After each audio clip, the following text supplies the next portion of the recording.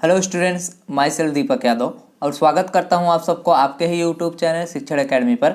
आज इस वीडियो में हम स्टैंडर्ड 8th में विकास मैथमेटिक वर्कबुक का chapter number 13 direct and inverse proportions में पार्ट 3 सॉल्व करेंगे। पार्ट 2 हमने सॉल्व कर लिया था पेज नंबर 114 तक। आज इस वीडियो में 115 पेज नंबर पे हम पार्ट 3 स्टार्ट करने जा रहे हैं क्वेश्चन नंबर 6 से, जिसमें आपको जो भी जितने 7 क्वेश्चन है वो सभी के सभी हम इसमें कंप्लीट कर लेंगे।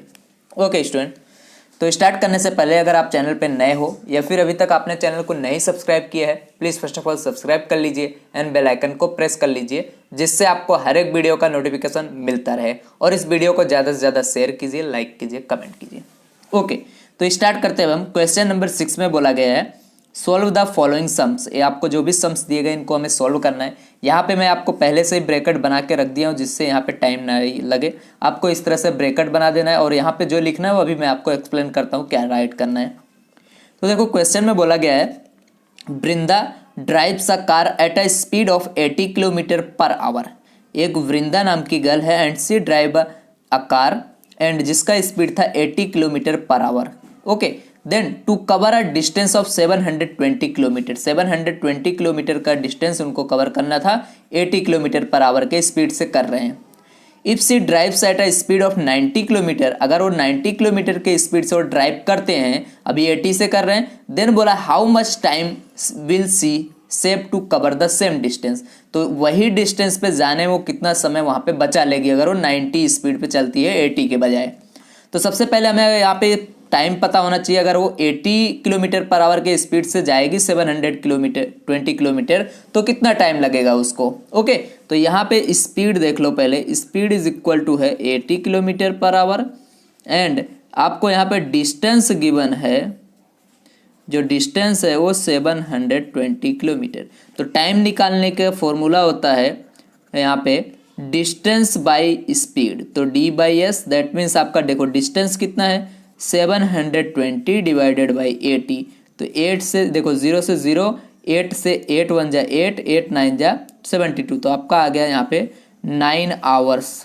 ओके, तो ये जो डिस्टेंस था 80 किलोमीटर के स्पीड से अगर जो जाएंगे तो यहाँ पे 720 किलोमीटर में वो पहुँच जाएंगे। ओके, अब बोला गया है यहाँ पे आपको अगर ए क्या करें, यहाँ पे 90 के स्पीड से जाते हैं तो कितना इनको टाइम लगेगा। तो यहाँ पे देखो हम अब इसको इस तरह से करेंगे। आपको इस तरह से दो ब्रैकेट बना लेना है, एक में आपको स्पीड लिखना है और एक में टाइम लिखना है। तो देखो अगर जो हमारा स्पीड इनका 80 किलोमीटर हो तो x1 इसको हम बोल देते हैं और इसको y1 बोल देते हैं। तो टाइम इनको कितना लगा, जब इनकी स्पीड थी 80 किलोमीटर पर आवर तो इनको टाइम लगा 9 आवर्स का। ठीक है, 9 आवर्स का टाइम लगा इनको। बट जब इनकी स्पीड 90 किलोमीटर हो गई, दैट मीन्स x2 जब हो गया, स्पीड यहाँ पे बढ़ गया 90 किलोमीटर, तो इनका टाइमिंग कितना होगा ये फाइंड कर लेते हैं। बाद में हम इसमें से इसको माइनस कर देंगे तो हमें कितना टाइम उनको बचाया उन्होंने ये स्पीड बढ़ा के वो भी फाइंड हो जाएगा। ओके, तो देखो जब अब आपको पता है अगर आप बाइक चलाते हो, कार चलाते हो, अगर आप 80 की स्पीड से जा रहे हो, अगर 9 आवर लग रहा है, अगर आप स्पीड बढ़ा दो 80 के बजाय 90 कर दो तो जो टाइमिंग आपका होगा वो कम हो जाएगा। 9 घंटे के बजाय आप क्या करोगे 8 7 जो भी टाइमिंग में आप वहाँ पे पहुँच जाओगे। तो यही देखो यहाँ पे अब आपको ये डायलॉग लिखना है, if the speed of car increase, जब हम कार का स्पीड इंक्रीज कर देंगे then the time taken to cover the same distance, वही डिस्टेंस कवर करने के लिए हमें क्या करना पड़ेगा, जो वो टाइम होगा वो कम हो जाएगा, दैट मीन्स डिक्रीज हो जाएगा। ठीक है, कॉमन सेंस है, अगर आप स्पीड बढ़ा दोगे तो कम टाइम में पहुंच जाओगे। सो अब देखो एक बार क्या होगा, अगर एक बार कोई एक चीज़ इंक्रीज हो रही दूसरी डिक्रीज हो रही तो ये कौन सा प्रोपोर्शन होता है, तो इनडायरेक्ट प्रोपोर्शन होता है। जब भी एक यहाँ पे आपका इंक्रीज हो दूसरा आपका डिक्रीज हो, या फिर एक डिक्रीज हो दूसरा इंक्रीज हो, ठीक है, तो इनडायरेक्ट प्रोपोर्शन आपका आता है यहाँ पे। और इनडायरेक्ट प्रोपोर्शन में क्या करते हैं ये आपको पता है। चलो तो इसको हम सॉल्व कर लेते हैं। This is a indirect proportion. So x1 y1 is equal to, ये फॉर्मूला होता है x2 y2, ये फॉर्मूला होता है। तो देखो हमारे पास क्या है, x1 है रख दो 80, y1 है 9, x2 है 90। हमें y1 पहले तो फाइंड करना है, सॉरी यहाँ पे y2 फाइंड करना है। ओके, देन देखो y2 इज इक्वल टू क्या आ जाएगा, इन दोनों को 80 मल्टीप्लाई बाई 9, क्योंकि 90 को आप इस साइड भेजोगे तो यहाँ पे मैंने इस साइड कर दिया। 0 से 0 कट गया, 9 1 जा 9, 9 1 जा 9, ये भी कट गया, बचा क्या यहाँ से 8 आवर्स। तो Y2 इनको जो है अगर ये 90 किलोमीटर पर आवर की स्पीड जाते हैं तो 8 आवर में पहुंच जाते हैं। ओके, अब देखते हैं, पहले 9 आवर में पहुंच रहे थे 80 की स्पीड से, 90 की स्पीड से 8 आवर, तो कितना टाइम बचा लिए, तो 1 आवर का, 9 के बजाय 8 आवर्स में पहुंच गए, तो इनका कितना 1 आवर का टाइम इनका सेव हो गया। तो लिखोगे सी विल सेव टू, यहाँ पे एस वाला एच नहीं आएगा, save to cover the same, ठीक है, cover the same distance is equal to 9 minus 8 is equal to 1 hours. कितना टाइमिंग वो सेव करेगी, 1 आवर्स का। ये आपका क्वेश्चन नंबर 1 हो गया। नाउ सेकंड क्वेश्चन देखते हैं, क्वेश्चन नंबर 2। क्वेश्चन नंबर 2 में बोला गया है a machine is a soft drink factory. देखो, a machine in a soft drink, मान लो एक सॉफ्ट ड्रिंक का फैक्ट्री यहाँ पे, जिसमें ठीक है क्या है, मशीन है सॉफ्ट ड्रिंक की फैक्ट्री में, फिल्स 960 बोतल को फिल करता है इन 8 आवर्स में, 8 घंटे में 960 बोतल को भर देती है वो मशीन। देन बोला है how many bottles will it fill in 5 hours, तो 5 घंटे में कितना भरेगी, यही पूछे। अब आपको पता है अगर 8 घंटे में 960 बोटल्स भर रही है 960, तो उसको टाइमिंग कम, अगर आप 5 आवर्स में फिल करना चाहोगे तो ये आपको पता है कम ही होने वाला, फिल होने वाला, क्योंकि आप कोई भी यहाँ पे 8 घंटे में इतना कर रहे हो, तो अगर 5 घंटे आपको कम टाइमिंग दिए जाए तो बोतल कम फिल होंगे। सिंपल कॉमन सेंस वाली बात है। तो यहाँ पे लिख सकते हो, देखो इस तरह से ब्रैकेट बनाओगे तो एक देखो यहाँ पे क्या हो रहा है, ये आवर्स डिक्रीज हो रहा है तो नंबर ऑफ बोतल भी डिक्रीज हो रहा है। जब दोनों या तो इंक्रीज हो या तो दोनों के दोनों डिक्रीज हो तो कौन सा प्रोपोर्शन होता है, डायरेक्ट प्रोपोर्शन, यही आएगा यहाँ पे। तो नंबर ऑफ बोतल, तो x1, पहले जब नंबर ऑफ बोतल हमारा 8 था तो यहाँ पे देखो, यहाँ पे नंबर ऑफ आवर्स यहाँ पे कितने लग रहे थे, यहाँ पे सॉरी, नंबर ऑफ बोतल जब हमारा यहाँ पे कितना था 960 था, तो यहाँ पे टाइमिंग कितना लग रहा था इनको 8 आवर्स का, तो इसको हम y1 बोल देते हैं। नंबर ऑफ आवर्स तो यहाँ पे 8 आवर्स। ओके, अब यहाँ पे दूसरा है मैं, अब देखो यहाँ पे 5 आवर्स में कितना बोतल भराएगा, तो अब यहाँ पे देखो x2 हमें फाइंड करना है, नंबर ऑफ बोतल ये, तो y2 अगर आपका क्या हो 5 हो, 5 आवर में कितना बोतल भराएगा। तो देखो यहाँ से लिखेंगे if number of hours decrease, देखो नंबर ऑफ आवर्स क्या हो रहा है, डिक्रीज हो रहा है, जो यहाँ पे दिया गया दोनों वैल्यू उसी को कंपेयर करने का, number of hours will decrease, then ये समय कम लगेगा तो क्या होगा, बोतल कम भराएगा। देन क्या लिखोगे, the number of bottles fill will decrease, ये भी डिक्रीज हो जाएगा। अब दोनों डिक्रीज हो रहे हैं, सो this is a case of direct proportion. जब डायरेक्ट प्रोपोर्शन होता है तो हम किस तरह से यूज़ करते हैं, देखो फॉर्मूला आ जाता है, तब x1 बाई y1 हो जाता है, इन दोनों को डिवाइड में लिखते हैं, अगर इनडायरेक्ट होता तो मल्टीप्लाई में जैसे हमने ऊपर किया, तो x1 by y1 then x2 by y2 हो जाएगा। अब यहाँ पे x1 देखो 960 है, पुट कर दो, डिवाइडेड बाई y1 8 है, रख दो। देन यहाँ पे x2 है, x2 हमें तो फाइंड करना है तो x2 ही रखो। देन y2 आपका 5 है। अब x2 फाइंड करना है तो इसको इधर मल्टीप्लाई में लिख दो, तो x2 इज इक्वल टू देखो 960 डिवाइडेड बाई 8 ही रहेगा, ये 5 इसके मल्टीप्लाई में चला जाएगा इस तरह से। अब हमें इसको कट कर देना है, तो 8 1 जा देखो 8 यहाँ पे, और 8 2 जा 16, ये 0 आपका आ जाएगा, तो 120 मल्टीप्लाई बाई 5। अब देखो 12, यहाँ पे 12 5 जा 60 एंड 1 0, तो नंबर ऑफ बोटल्स यहाँ पे आ गए 600, तो 600 बोटल्स वो फिल करेगा 5 आवर्स में। 8 आवर्स में 906 फिल कर रहा था 60, देन 5 आवर में 600 बोटल्स वो फिल करेगा मशीन। तो यहाँ पे क्वेश्चन नंबर 2।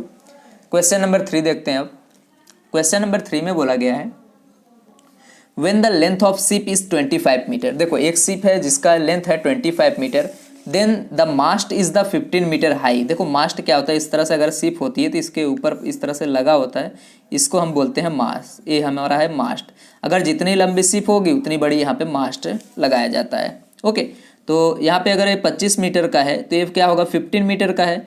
नाउ अब इसको 25 मीटर से क्या कर दिया, डिक्रीज कर दिया, मतलब यहाँ पे देखो शिप को क्या किया 20 मीटर कर दिया, तो ये वाला क्या हो जाएगा, ये भी डिक्रीज होगा। ओके, तो क्वेश्चन देखो if the when the length of the ship is 25 metre the mast of 15 metre high, तो मास्ट जो है 15 मीटर है, अगर ये शिप की लेंथ जो है ऐसे लंबाई यहाँ पे 25 है। देन बोला what will be the height of the mast, then पूछा है हाइट हो क्या होगी मास्ट की जब वो शिप जो है 25 से 20 मीटर कर दी जाए, छोटी हो जाए, तो ये भी छोटा हो जाएगा, मतलब एक डिक्रीज किया तो दूसरा भी डिक्रीज होगा। तो ये आपको पता है अब डायरेक्ट प्रोपोर्शन आ जाएगा। कोई देखते हैं अब यहाँ पे करते हैं। तो देखो लेंथ ऑफ शिप पहले x1 इसको हम बोल देते हैं, वो था 25 था। देन हाइट ऑफ मास्ट जो था वो y1 is equal to 15 metre था। ओके अब क्या किया, लेंथ ऑफ जो शिप था वो 20 मीटर कर दिया, मतलब x2 को 20 metre. Then y2 mast of height of mast is equal to कितना होगा, ये हमें फाइंड करना है कितना मीटर। अब देखो जैसे हमने इसको डिक्रीज किया तो ये डिक्रीज होगा, आपको कॉमन सेंस यहाँ पे थोड़ा यूज़ करना है। ओके जब आपको पता है अगर हम उसकी शिप की यहाँ पे लेंथ डिक्रीज कर दे तो ये मास्ट भी उसका डिक्रीज हो जाएगा। तो अब दोनों डिक्रीज हो रहा है, अगर इसको डिक्रीज करे तो ये वाला भी डिक्रीज हो, दैट मीन्स आपका डायरेक्ट प्रोपोर्शन हो गया। दोनों डिक्रीज हो या तो दोनों इंक्रीज हो, एक डिक्रीज हो एक इंक्रीज, एक इंक्रीज एक डिक्रीज, तो इनडायरेक्ट होता है। ओके यहाँ पे डायरेक्ट आएगा। अब तो डायरेक्ट में क्या करते हैं, अपॉन में लिखते हैं, तो x1 by y1 then x2 by y2। अब x1 क्या है 25 पुट कर दो, y1 क्या है 15 पुट कर दो, देन x2 क्या है यहाँ पे 20 पुट कर दो, y2 हमें फाइंड करना है। अब देखो y2 को इस साइड ले जाएंगे तो ये ऊपर आ जाएगा y2, और ये 20 का 20 ही रहेगा, ये डिवाइड में इधर जाएगा तो मल्टीप्लाई में, देन ये आपका मल्टीप्लाई में है तो इधर आ जाएगा डिवाइड में 25। अब इसको कट करना है सिंपल, देखो 5 5 जा 25, 5 4 जा 20, 5 1 जा 5, 5 3 जा 15, तो 4 एंड 3 बचा, तो 4 मल्टीप्लाई बाई 3, 4 3 जा 12, तो y2 इज इक्वल टू कितना आया 12 metre. That means height of mast कितनी हो जाएगी यहाँ पे 12 मीटर, अगर हम शिप की लेंथ 20 मीटर कर दें। ओके स्टूडेंट, तो यहाँ पे हमारा क्वेश्चन 1 2 3 पेज नंबर 115 पे कंप्लीट होता है। आगे देखते हैं अब हम पेज नंबर 116 पे नेक्स्ट क्वेश्चंस। ओके स्टूडेंट, तो पेज नंबर 116 पे अब हम देखते हैं क्वेश्चन नंबर 4 को। क्वेश्चन नंबर 3 तक हमने कंप्लीट कर लिया था 115 पेज नंबर पर। तो यहाँ पे क्वेश्चन नंबर 4 में देखो क्या दिया गया है, Vishwa drives to cover a distance of 800 kilometres at a speed of 80 kilometre per hour. Vishwa नाम की गर्ल थी और वो ड्राइव कर रही थी, मान लो कार हो या जो भी हो व्हीकल को, तो 800 किलोमीटर को ड्राइव की, जिसका स्पीड था 80 किलोमीटर पर आवर के स्पीड से उन्होंने इतना डिस्टेंस कवर किया। अब बोला गया what should be the speed required to reach the destination before 2 hours. अब सपोज यही डिस्टेंस पे उनको जाना है और क्या करना है, उनको 2 घंटा पहले पहुंचना है, तो कौन सी स्पीड से वो जाएं, एक क्वेश्चन है आपका। तो सबसे पहले आपको पता चल जाए कि अगर हम इतना डिस्टेंस कर रहे हैं कवर 80 किलोमीटर पर आवर से, तो कितना टाइमिंग इनको लग रहा है। ठीक है, तो देखो आपको स्पीड गिवन है यहाँ पे 80 किलोमीटर पर आवर, डिस्टेंस है 800 किलोमीटर, तो यहाँ से आप टाइमिंग पहले निकाल लो, कितना टाइम में पहुँच रहा हो। तो स्पीड बाई क्या आपका यहाँ पे डिस्टेंस बाई हो जाता है स्पीड, तो डिस्टेंस आपका गिवन है 800 डिवाइडेड बाई स्पीड है 80, 0 से 0 कट गया, 8 10 जा 10 हो, यहाँ पे 8 10 जा 80 होता है, तो ठीक है, तो यहाँ पे आपका 10 आवर आ जाएगा। तो इतना टाइम उनको लग रहा है 80 किलोमीटर के स्पीड से 800 किलोमीटर जाने में। ठीक है, तो अब इनको पूछा है 2 घंटे पहले पहुँचना है, क्लियर। तो अब इसको इस तरह से आपको एक ब्रैकेट बनाना लेना पड़ेगा, यहाँ पे हम x1 x2 राइट करते हैं और यहाँ पे y1 एंड y2। देखो अगर यहाँ पे स्पीड लिख दिया, यहाँ पे नंबर ऑफ आवर कितना टाइम लगेगा। अगर वो स्पीड 80 किलोमीटर से जा रहे हैं, 80 किलोमीटर से जा रहे हैं, तो आपको पता है यहाँ पे निकाले आप 10 आवर्स उनको लग रहा है। लेकिन अब तुमको फाइंड करना है वो कितने स्पीड से जाएं, क्वेश्चन मार्क, कितने स्पीड से जाएं कि उनको 2 घंटा कम लगे। मतलब पहले 10 घंटे जा रहे थे, इसमें 2 से माइनस कर दो, 8 आवर लगे, वो तो आपको स्पीड बताना है कौन सी स्पीड से वो अपना ड्राइव करें। तो देखो अब इसमें क्या हो रहा है, अगर उनको देखो स्पीड पहले इतना थी तो 10 आवर में पहुंच रहे थे, अब उनको जल्दी पहुंचना है, अब ये 2 घंटे पहले पहुंचना है, तो इनको स्पीड क्या करना पड़ेगा, इंक्रीज करना पड़ेगा। तो जैसे देखो यहाँ पे स्पीड इंक्रीज हुई तो टाइम कम हुआ, मतलब टाइम कम हुआ तो स्पीड इंक्रीज हुई। आप लिख सकते हो इस तरह से, एक कम हो रहा है दूसरा ज़्यादा हो रहा है। If the number of hours decrease, number of hours देखो डिक्रीज हो गया, 10 से 8 हो गया, then speed to cover a same distance will be increase, वही डिस्टेंस कवर करने के लिए स्पीड हमें बढ़ाना पड़ेगा। So this is a case of indirect proportion. अब इनडायरेक्ट प्रोपोर्शन हो तो कैसे करते हैं, दोनों को मल्टीप्लाई में लिखते हैं इस तरह से, x1 y1 तो x2 y2। अब यहाँ पे देखो हमें x2 फाइंड करना है, ये क्वेश्चन मार्क है, तो x1 जहाँ जो दिया रख दो 80, y1 10 दिया है, x2 हमें फाइंड करना है तो x2 लिख दो, y2 आपको गिवन है 8, हमने लिख दिया। अब x2 फाइंड करना है तो 8 यहाँ पे डिवाइड में चला जाएगा, इसको हम इस तरह से भी लिख सकते हैं x2 इज इक्वल टू, देखो इसको हम 80 multiply by 10 and divide by ये 8 आ जाएगा बस। अब इसको हमें कट कर देना है, 8 1 जा 8, 8 10 जा 80 होता है, तो 10 इंटू 10 बचा। सो x2 इज इक्वल टू 10 10 जा 100।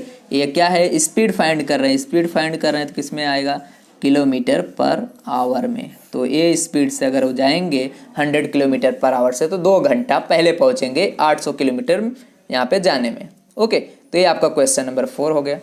क्वेश्चन नंबर 5 देखते हैं। क्वेश्चन नंबर 5 में देखो क्या गिवन है आपको। क्वेश्चन नंबर 5 में बोला गया है if there are 8 spokes in a wheel, suppose एक व्हील में 8 स्पोक्स हैं, 8 तीलियां हैं। सपोज ऐसा एक व्हील है इस तरह से, इस व्हील में 8 स्पोक्स हैं इस तरह से, ठीक है, ये आपके 8 स्पोक्स हैं।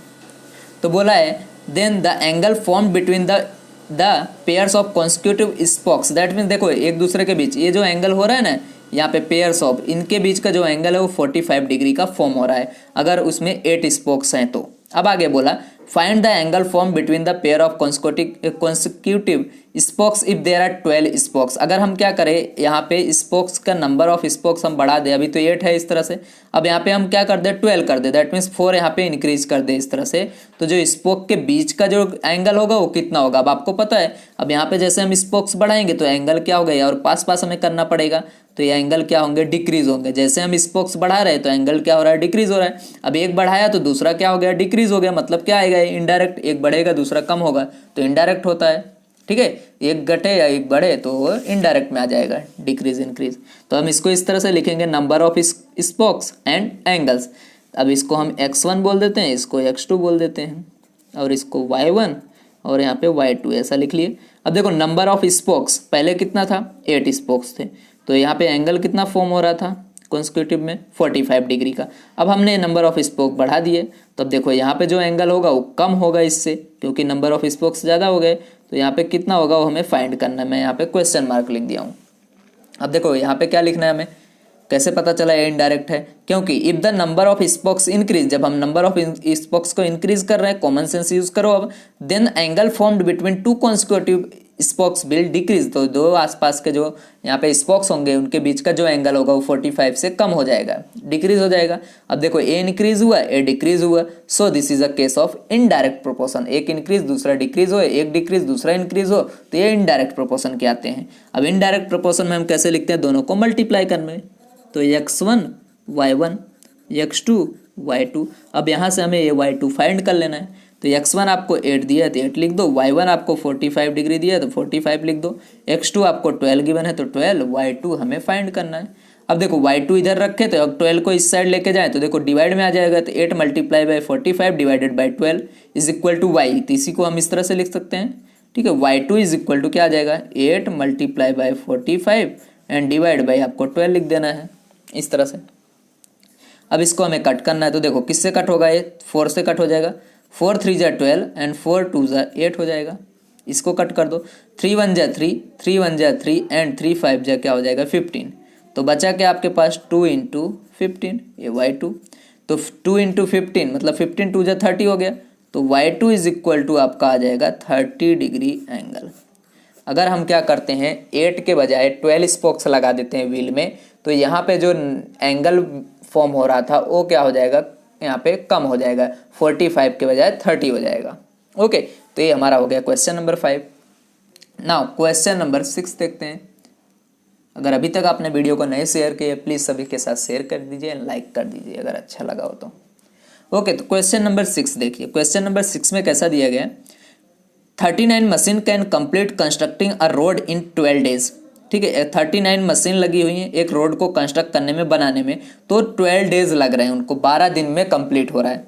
देन बोला how many days will it take if यहाँ पे 52 मशीन डू द जॉब। अगर हम 39 के बजाय यहाँ पे 52 मशीन लगा दे तो जो यहाँ पे 12 डेज हो रहा था वो कितना दिन में होगा काम, वो आपको बताना है। तो आपको पता है, अब यहाँ पे कॉमन सेंस यूज़ करो। अगर 39 मशीन जो है 12 डेज में यूज़ मान लो कंप्लीट कर रही हो वर्क, और वही काम अगर क्या करो आप मशीन बढ़ा दो अगर आप मशीन बढ़ा दोगे, ज़्यादा मशीन लगा दोगे तो वो काम क्या होगा, 12 के बजाय जल्दी खत्म हो जाएगा।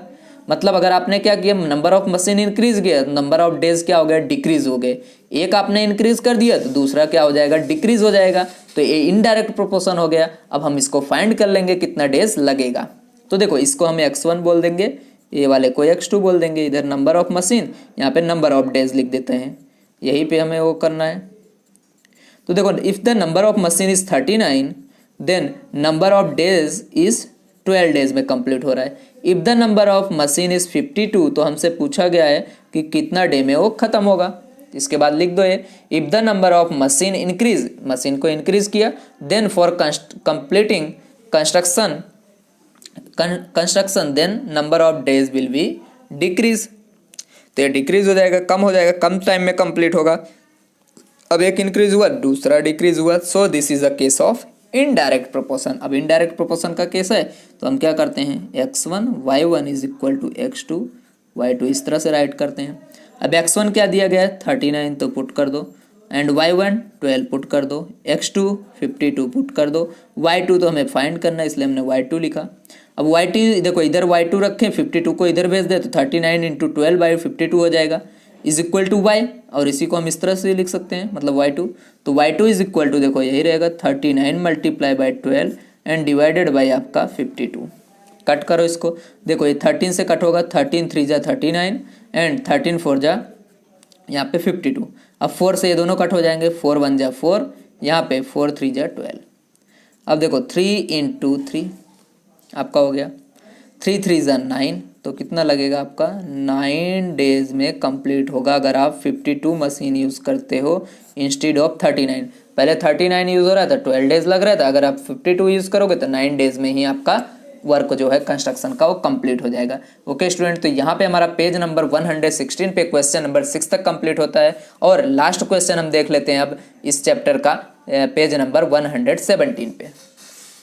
ओके स्टूडेंट, तो पेज नंबर 117 पे हम आ गए हैं और एक इस चैप्टर का लास्ट क्वेश्चन है। अगर अभी तक आपने शेयर नहीं किया इस वीडियो को, प्लीज़ शेयर कर दीजिए एंड लाइक कर दीजिए वीडियो को, एंड कमेंट कीजिए अगर बहुत ज़्यादा अच्छा लगा हो तो वीडियो। ओके, तो यहाँ पे क्वेश्चन नंबर 7 देखते हैं, last question. A farmer has enough food to feed 20 animals in his cattle for 6 days. मतलब एक फार्मर है जिसके पास 20 एनिमल हों तो वो क्या कर सकता है, उसको मान लो 6 डेज तक उसको फीड कर सकता है, फूड प्रोवाइड कर सकता है, ठीक है, खाना खिला सकता है। देन बोला है how long would the food last if there were 10 more animal in his cattle. अगर हम क्या करें, 20 एनिमल तो पहले से हैं, अगर 10 एनिमल और ला दे, 20 प्लस 10 कितना हो जाएगा, 30, तो कितना दिन तक उन एनिमल को यहाँ पे मतलब फूड प्रोवाइड कर सकेगा, खाना दे सकेगा, वही क्वेश्चन है। तो देखो अगर हम क्या करें, अभी तो देखो 20 एनिमल है तो 6 डेज यहाँ पे हो जाएगा। अगर हम 10 एनिमल और ले आके दे दे इसको, 10 एनिमल 30 हो जाएगा। तो ये जहाँ पे जो 6 डेज उसका जो खाना चल रहा था वो क्या हो जाएगा, कम हो जाएगा। अगर हम नंबर ऑफ एनिमल इंक्रीज कर देंगे तो number of days for providing food is decreases. एक इंक्रीज हुआ तो दूसरा डिक्रीज हो गया, मतलब क्या आएगा, ये इनडायरेक्ट प्रोपोर्शन आएगा। तो हम फाइंड करते हैं पहले, तो इसको हम x1 बोलते हैं, ये हमारा x2 होता है, ये हमारा y1 होता है, ये हमारा y2 होता है। चलो, तो नंबर ऑफ एनिमल पहले जब 20 था तो यहाँ पे वो 6 डेज तक सर्वाइव, मान लो उसको फूड प्रोवाइड कर सकता है एनिमल में। अब 10 मोर कर दिया, मतलब 20 में 10 को ऐड कर दिया तो टोटल 30 एनिमल हो गए। अब 30 में एनिमल हो गए तो कितना दिन तक वो फूड प्रोवाइड कर पाएगा एनिमल को, ये हमें फाइंड करना है, जिसको मैंने क्वेश्चन मार्क कर दिया है। अब यहाँ पे देखो कैसे राइट करोगे, if the number of animals increase, number of animal increase हो गए 20 से 30, then number of days food to feed will decrease. तो जितना वो 6 दिन तक दे पा रहा था अब कम दिन तक दे पाएगा, तो मतलब डिक्रीज हुआ। सो this is a case of indirect proportion, एक इंक्रीज दूसरा डिक्रीज हो गया, तो ये इनडायरेक्ट प्रोपोर्शन का केस हो गया। अब इनडायरेक्ट में हम कैसे लिख सकते हैं, इन दोनों को multiply, x1 y1 is equal to x2 y2। अब x1 जो है वो रख दो, जो वैल्यू दी है उसको रखो, जो नहीं दी गई उसको फाइंड कर लो। y1 6 है, रख दिया। x2 आपके पास 30 है एंड y2 तो हमें फाइंड करना है। अब देखो 20 इंटू 6 इसको लाओगे यहाँ पे डिवाइड हो जाएगा, 30 इज इक्वल टू y2 आपका आएगा। तो इसको हम इस तरह से लिख देते हैं, y2 is equal to 20 multiply by 6 and divided by क्या आ जाएगा 30। अब इनको हमें क्या करना है, कट करना है। तो देखो 6 से कटेगा, 6 5 जा क्या होता है यहाँ पे 30, 5 से कट कर दो, 5 1 जा 5, 5 4 जा 20, तो वो देखो ओनली क्या बचा यहाँ से 4, तो 4 डेज आपका आंसर आ जाएगा। अगर आप वहाँ पे 10 एनिमल बढ़ा देते हो, मतलब 20 की जगह आप 30 कर देते हो एनिमल, जो 6 दिन खिला पा रहा तो क्या करेगा, 4 दिन ही खिला पाएगा। ओके स्टूडेंट, तो यहाँ पे हमारा chapter number 13 direct and inverse proportion का पूरा चैप्टर कंप्लीट होता है वर्कबुक का, विकास मैथमेटिक वर्कबुक का। तो अब इस वीडियो को ज़्यादा से ज़्यादा शेयर कीजिए, लाइक कीजिए, कमेंट कीजिए। तो थैंक यू वेरी मच, मिलते हैं नेक्स्ट वीडियो में हम नेक्स्ट चैप्टर के साथ।